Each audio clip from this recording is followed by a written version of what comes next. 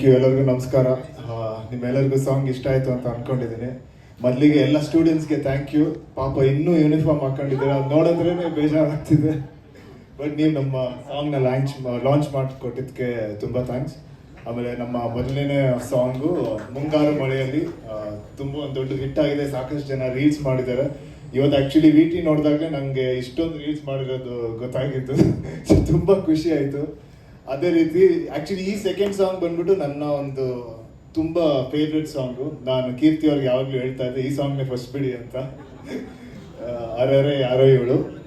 ಆಮೇಲೆ ಇದರ ವಿಜುವಲ್ಸು ಅಭಿಷೇಕ್ ಅವರು ತುಂಬ ಚೆನ್ನಾಗಿ ತೆಗ್ದಿದ್ದೀರಾ. ನನಗಂತೂ ತುಂಬ ಖುಷಿ ಆಯಿತು. ಆ ಲೊಕೇಶನ್ ಕೂಡ ಅಷ್ಟೇ ಚೆನ್ನಾಗಿತ್ತು. ಆಮೇಲೆ ರಘು ಅವರಂತೂ ಕಾನ್ಸೆಪ್ಟ್ ಚಿಕ್ಕ ಕಾನ್ಸೆಪ್ಟ್ ಮಾಡಿಕೊಂಡು, ಆಮೇಲೆ ಅದೊಂಥರ ನಮಗೆ ಒಂಥರ ಹಳೆ ಟೈಮ್ಗೆ ಹೋದಂಗೆ ಅನಿಸುತ್ತೆ. ತುಂಬ ಥ್ಯಾಂಕ್ಸ್, ತುಂಬ ಚೆನ್ನಾಗಿ ಮಾಡಿದ್ದೀರಾ.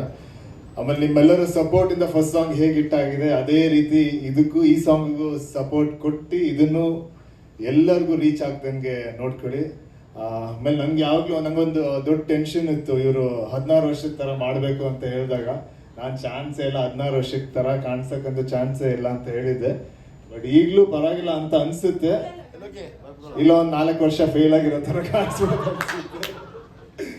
ಬಟ್ ಮತ್ತೆ ನಿಮಗೆ ಏನನ್ನಿಸ್ತು ಅಂತ ನೀವು ಹೇಳಬೇಕು ಸಾಂಗ್ ಬಗ್ಗೆ. ಇಲ್ಲ ನಿಮ್ಗೆ ಏನಾದ್ರು ಪ್ರಶ್ನೆ ಇದ್ರೆ ನೀವು ಕೇಳ್ಬೋದು. ಇದಕ್ಕೆ ಏನಂದ್ರೆ ಒಂದು 16 ಇಯರ್ಸ್ ಅಂದ್ರೆ ಪ್ರಪಂಚ ಬಗ್ಗೆ ಜಾಸ್ತಿ ಗೊತ್ತಿರಲ್ಲ ಒಂದು ಚಿಕ್ಕವ್ರಿಗೆ. ಸೊ ಆ ಇನ್ನೋಸೆನ್ಸ್ನ ಯಾವಾಗಲೂ ಕ್ಯಾರಿ ಮಾಡಬೇಕಾಗುತ್ತೆ.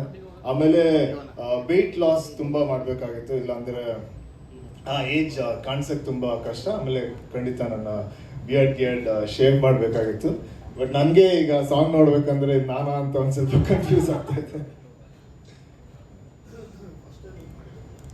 ಅದು ಫಸ್ಟ್ ಟೈಮ್ ಇಲ್ಲ, 10 ಒಂದು ರೋಲಿಗೆ ಮಾಡಿದ್ದೀನಿ. ಬಟ್ ಅದಾದಮೇಲೆ ಇದರಲ್ಲೇ ಮಾಡಿರೋದು.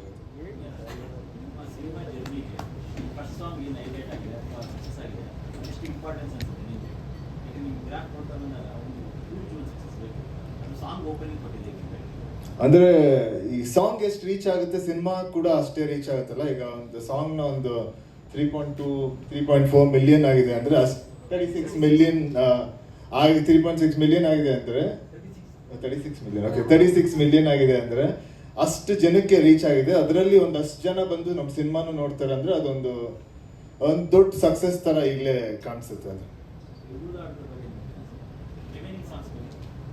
ರಿಮೈನಿಂಗ್ ಟೋಟಲ್ 5 ಸಾಂಗ್ ಇದೆ. ಸೊ ಒಂದೊಂದಕ್ಕೂ ಒಂದೊಂದು ಭಾವ ಇದೆ. ಇದು ಒಂದು ಸ್ಕೂಲ್ ಲೈಫ್ ಬಗ್ಗೆ, ಅದೊಂದು ಕಾಲೇಜ್ ಡಿಗ್ರಿ ಟೈಮ್ ಅಲ್ಲಿ ತುಂಬ ಟೈಮ್ ಲೈನ್ ಇದೆ ಈ ಸಿನಿಮಾದಲ್ಲಿ. ಇನ್ನೊಂದು ತಾಯಿ ಬಗ್ಗೆ ಒಂದು ಸಾಂಗ್ ಇದೆ. ಆಮೇಲೆ ಇನ್ನೊಂದು ತುಂಬ ಚಿಕ್ಕ ಹುಡುಗರು, ಒಂದು ನರ್ಸರಿ ಫಸ್ಟ್ ಸ್ಟ್ಯಾಂಡರ್ಡ್ ಅವ್ರ ಲೈಫ್ ಬಗ್ಗೆ ಒಂದು ಸಾಂಗ್ ಇದೆ. ಅದಾದಮೇಲೆ ಒಂದು ಮೋಟಿವೇಶನ್ ಸಾಂಗ್ ಇದೆ. ಸೊ ಎಲ್ಲ ಸಾಂಗಿಗೂ ಒಂದೊಂದು ಭಾವ ಇದೆ, ತುಂಬ ವೇರಿಯೇಷನ್ಸ್ ಇದೆ ಸಾಂಗು. ಅದು ಥ್ಯಾಂಕ್ಸ್ ನಮ್ಮ ರಾಘವೇಂದ್ರ ಅವ್ರಿಗೆ ಹೇಳಬೇಕು. ತುಂಬ ಚೆನ್ನಾಗಿ ಮಾಡಿದ್ದಾರೆ ಎಲ್ಲ ಸಾಂಗ್ನು. ಎಲ್ಲ ಸಾಂಗ್ ಕೇಳಕ್ಕೆ ತುಂಬ ಮೆಲೋಡಿ ಆಗಿದೆ, ತುಂಬ ಚೆನ್ನಾಗಿದೆ. ನಾನು ಇದರಲ್ಲಿ 3 ಶೇಡಲ್ಲಿ, ಒಂದು ಕಾಲೇಜು, ಆಮೇಲೆ ಇದು ಒಂದು ಸ್ಕೂಲು, ಆಮೇಲೆ ಕಾಲೇಜ್ ಡಿಗ್ರಿ, ಆಮೇಲೆ ಕೆಲಸ, 3 ಟೈಮ್ ಲೈನ್ ಇದೆ. 3 ಶೇಡಲ್ಲಿ ಕಾಣಿಸ್ಕೊಂತೀನಿ. ಇಲ್ಲ ಆ್ಯಕ್ಚುಲಿ ಆಗಿ ನಾನು ಈ ಸಾಂಗ್ ನಂಗೆ ಗೊತ್ತಿತ್ತು ನೀವು ಈ ಥರ ಕ್ವಶನ್ ಕೇಳ್ತೀರಾ ಅಂತ. ಯಾವಾಗಲೂ ನೀವೇ ಕೇಳೋದು. ಸೊ ನಾನು ಅವಾಗಲೇ ಅನ್ಕೊಂಡೆ 10th ಸ್ಟ್ಯಾಂಡರ್ಡಲ್ಲಿ ನಿಜವಾಗ್ಲೂ ನಾನು ಪ್ರೀತಿ ಮಾಡಿರಲಿಲ್ಲ. ಕಾಲೇಜ್ ಗಿಲೇಜಲ್ಲಿ ಮಾಡಿದ್ರೆ 10th ಸ್ಟ್ಯಾಂಡರ್ಡ್ ಅಂತೂ ಗ್ಯಾರಂಟಿ ಮಾಡಿದ್ವಿ. ಇದ್ರಲ್ಲಿ ಎಷ್ಟು ಇನ್ನೋಸೆಂಟ್ ಆಗಿದ್ದೀನಿ, ಅದಕ್ಕಿಂತ ಎಕ್ಸ್ಟ್ರಾ ಇನ್ನೋಸೆಂಟ್ ಆಗಿದ್ದೀನಿ. ಹುಡುಗಿ ಮುಂದೆ ಬಂದು ಮಾತಾಡಿಲ್ವಲ್ಲ, ಹಿಂದೆನೇ ಇದೀನಿ, ಅದಕ್ಕೆ ಅದು ಇನ್ನೋಸೆನ್ಸ್. ಸರಿ, ಇಲ್ಲ ಹಿಂದೆನೂ ಇರಲಿಲ್ಲ, ಮುಂದೆನೂ ಇರಲಿಲ್ಲ, ಪಕ್ಕದಲ್ಲಿ ಇದ್ದೆ. ಈಗ ಅಲ್ಲಿ ಡಿಸ್ಟೆನ್ಸ್ ಮೇಂಟೈನ್ ಮಾಡಿದ್ರಲ್ಲ, ಆ ಥರ ಡಿಸ್ಟೆನ್ಸ್ ಮಾಡ್ಕೊಂಡು.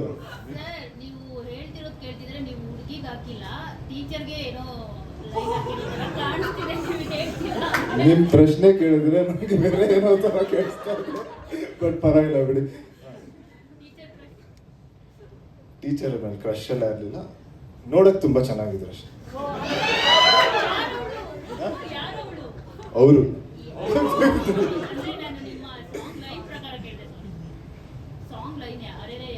ಇಲ್ಲ ಒಂದು ಟೀಚರ್ ಹೆಸರು ಹೇಳಿದ್ರೆ ಬೇರೆ ಟೀಚರ್ಗಳು ಬೇಜಾರು ಮಾಡ್ಕೊಳ್ತಾರೆ. So happy teachers day. ನಾನು 3 ಸ್ಕೂಲಲ್ಲಿ ಓದಿದ್ದೀನಿ, ನಿಮ್ಗೆ ಹುಡ್ಕಕ್ಕೆ. ಓಕೆ, ಥ್ಯಾಂಕ್ ಯು ಎಲ್ಲರಿಗೂ, ತುಂಬ ಥ್ಯಾಂಕ್ಸ್.